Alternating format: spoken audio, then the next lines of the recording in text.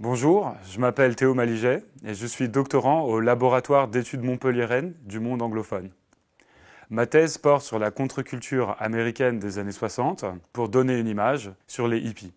Vous savez, ces jeunes personnes américaines qui s'opposent à la guerre du Vietnam, qui se laissent pousser les cheveux et qui décident de vivre libres. La question qui me sert de fil conducteur dans tous mes travaux, c'est de savoir comment les hippies pensaient, représentaient et vivaient le progrès. Est-ce que la contre-culture pensait qu'il fallait retourner en arrière vers un passé idéal, ou est-ce qu'elle pensait au contraire que l'avenir était plein de promesses et que le développement technologique allait permettre de répandre le bonheur sur Terre? Cette question est intéressante parce qu'en fait, on se rend vite compte que c'est les deux.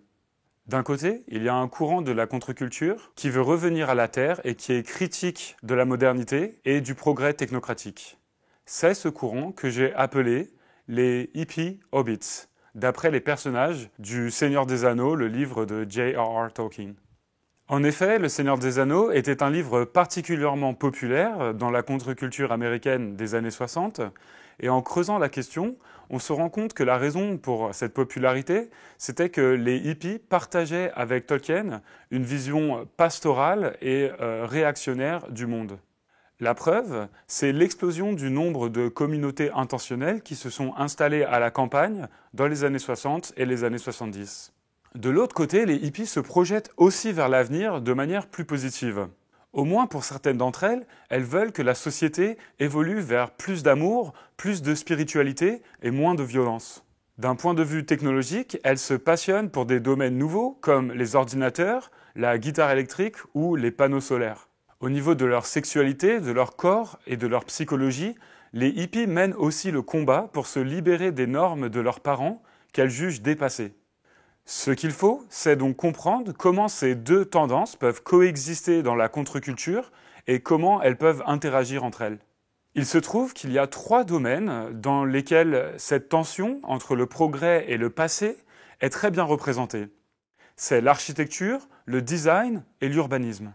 Effectivement, les hippies avaient une architecture, un design et un urbanisme qui leur étaient propres. Dans Architecture Today, l'historien de l'architecture William Chaikin a appelé ce style la funkitecture.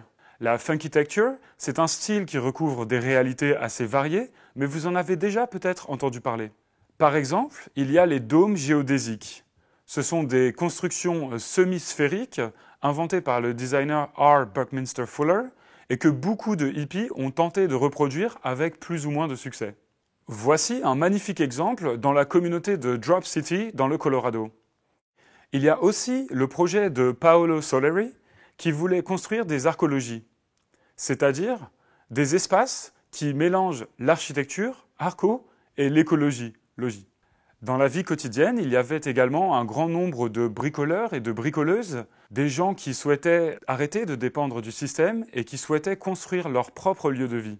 Tous ces gens trouvaient des informations dans des magazines indépendants comme le Whole Earth Catalog de Stuart Brown. La voix la plus importante de la funkitecture est probablement Lloyd Kahn, qui a publié 3 livres au début des années 70, Dome Book 1, Dome Book 2 et Shelter.